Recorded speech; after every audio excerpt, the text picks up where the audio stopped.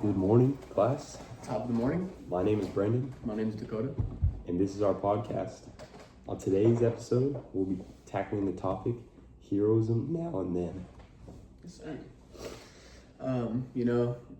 We're going to be talking about what the similarities and differences are between heroes now and then, and connecting the sources and having a good old time. Indeed, we are. Yes, sir. All right, so Dakota, what do you think makes someone heroic? I would say sacrifice. Sacrifice is definitely something that makes someone heroic. I agree. Their courage, completing tasks larger than their own life. I agree. Yeah. I'd say that could go, for both literary and realistic heroes. That's true.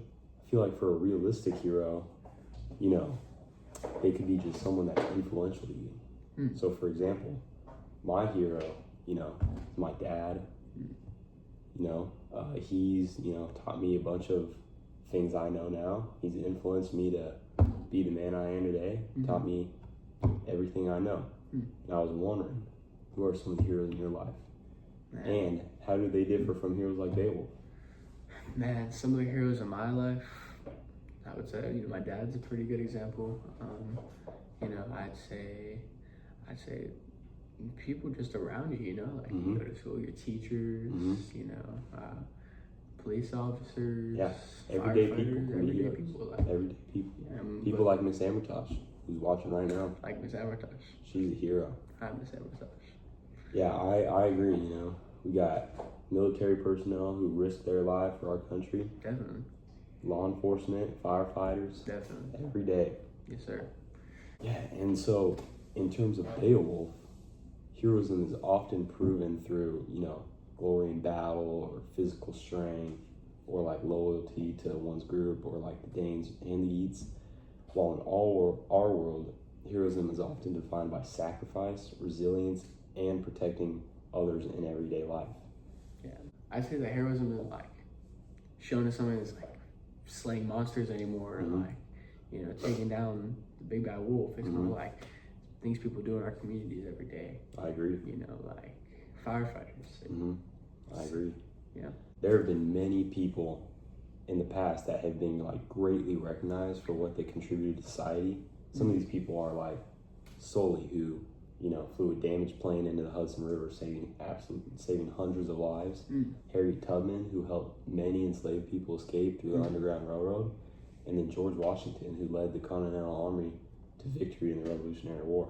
But there are so many people that go unnoticed every day for what they do, such as it's true. I mean, they do go unnoticed. There's tons of them. Like they go unrecognized, like teachers.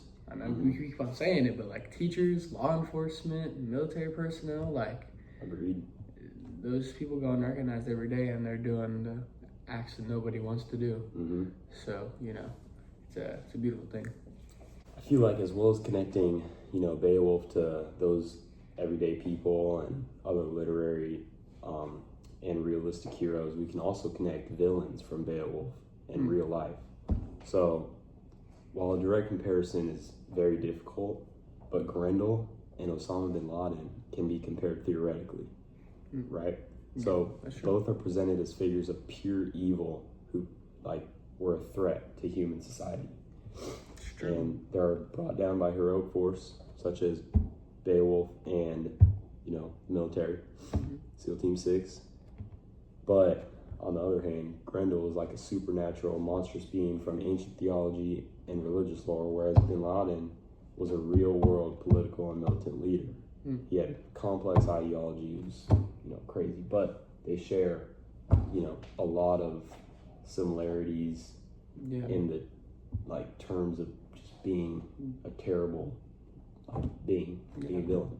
Yeah, definitely. I mean, they're really playing their stories are like they both invaded and caused chaos. And, they were both brought down.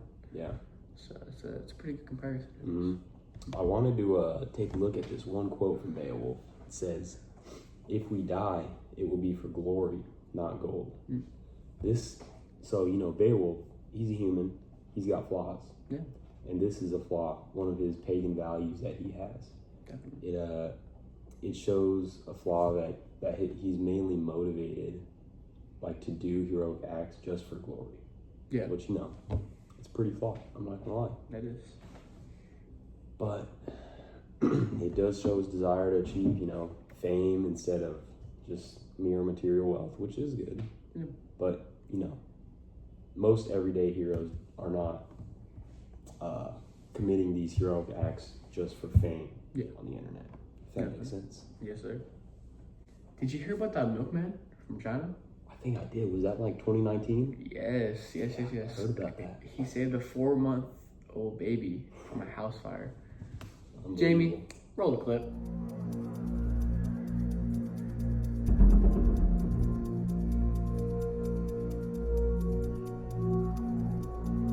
As you saw, he caught a baby from a fallen window.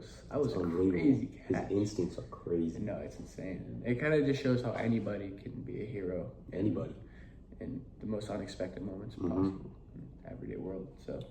Yeah, and I'm not gonna lie, I've heard about it now, but back then I feel like it kind of went unnoticed a little bit. It did.